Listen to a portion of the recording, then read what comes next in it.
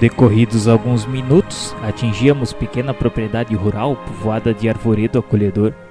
Laranjeiras em flor perdiam-se de vista, bananeiras estendiam-se em leque, enquanto o goiabal de longe semelhava-se a manchas fortes de verdura. A relva macia convidava ao descanso, e o vento calmo passava de leve sussurrando alguma coisa através das folhagens. Aniceto respirou a longos haustos e falou: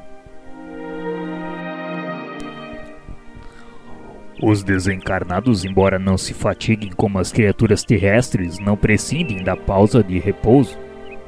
Em geral, nossas operações à noite são ativas e laboriosas.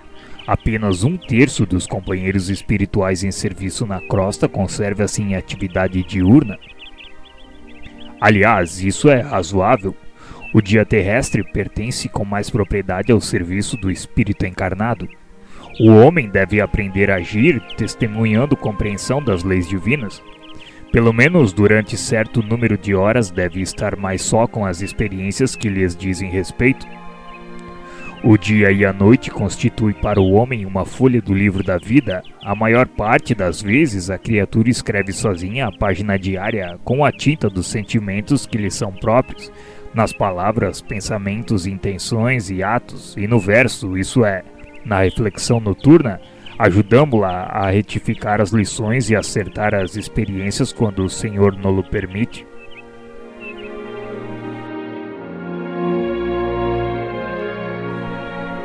Calando-se o nosso orientador, tivemos a atenção exclusivamente voltada para a beleza circundante. Aquele campo amigo e hospitaleiro caracterizava-se por ambiente muito diverso. Não mais as emanações pesadas da cidade grande, mas o vento leve e embalsamado de suavíssimos perfumes. Refletia eu na bondade do Senhor que nos oferecia recursos novos quando Aniceto voltou a dizer: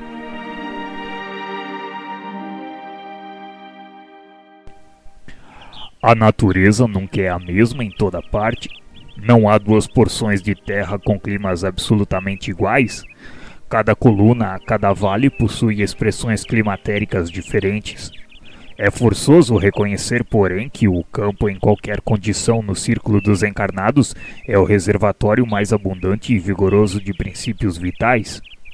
Em geral, todos nós, os cooperadores espirituais, estimamos o ar da manhã quando a atmosfera permanece igualmente em repouso, isenta dos glóbulos de poeira convertidos em microscópicos balões de bacilos e de outras expressões inferiores. Entretanto, os trabalhos de hoje não nos permitiram o descanso mais cedo. Nesse instante, apoiamo-nos no veludoso relvado e, percebendo-nos a sede de saber, Aniceto continuou: Assim me explico porque na floresta temos uma densidade forte, pela pobreza das emanações e vista da impermeabilidade ao vento. Aí o ar costuma converter-se em elemento asfixiante pelo excesso de emissões dos reinos inferiores da natureza. Na cidade, a atmosfera é compacta e o ar também sufoca pela densidade mental das mais baixas aglomerações humanas. No campo, desse modo, temos o centro ideal. Vejam lá adiante, aquelas frondes balouçantes. Reina aqui a paz relativa e equilibrada da natureza terrestre. Nem a selvageria da mata virgem, nem a sufocação dos fluidos humanos. O campo é nosso generoso caminho central, a harmonia possível e o repouso desejável. Embalados ao pio de algumas juritis solitárias, repousamos algumas horas magnificamente asilados no templo da natureza. Com as primeiras tonalidades do crepúsculo, Aniceto nos convidou a passeio rápido pelas imediações. Reconhecia que estávamos muito mais bem dispostos. Somente depois de nos locomovermos por alguns minutos, observei que nas vizinhanças havia grande quantidade de trabalhadores espirituais, e em face das minhas interrogações, nosso mentor explicou bondosamente: O campo é também vasta oficina para os serviços de nossa colaboração ativa. O reino vegetal possui cooperadores numerosos. Vocês possivelmente ignoram que muitos irmãos se preparam para o mérito de nova encarnação no mundo, prestando serviço aos reinos inferiores. O trabalho com o Senhor é uma escola viva em toda parte. Nesse momento, nossa atenção foi atraída por um significativo movimento na estrada próxima. Dirigimos-nos para lá, seguindo os passos de Aniceto, que parecia adivinhar o acontecimento. Observei então um quadro interessante. Um homem jazia por terra numa poça de sangue ao lado de um pequeno veículo sustentado por um moar impaciente, dando mostras de grande inquietação. 2 companheiros encarnados prestavam socorro ao ferido apressadamente. É preciso conduzi-lo à fazenda sem perda de tempo, dizia um deles aflito. Temo haja fraturado o crânio. O número de desencarnados que auxiliava o pequeno grupo, todavia, era muito grande. Um amigo espiritual que me pareceu o chefe naquela aglomeração recebeu Aniceto e a nós com deferência e simpatia e explicou-nos ligeiramente a ocorrência. O carroceiro havia recebido a patada de um burro e era necessário socorrer o ferido.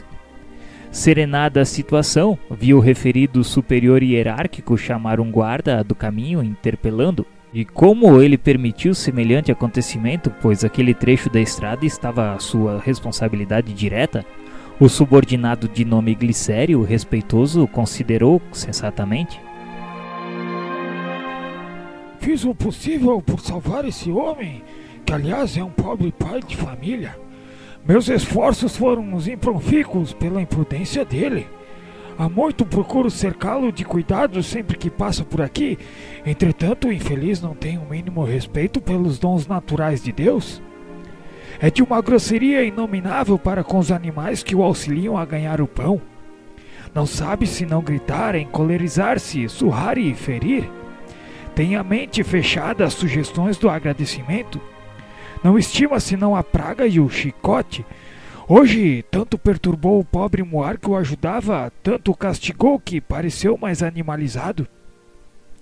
Quando se tornou quase irracional pelo excesso de fúria e ingratidão, meu auxílio espiritual se tornou ineficiente.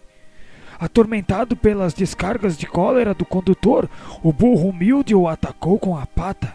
O que fazer? Minha obrigação foi cumprida.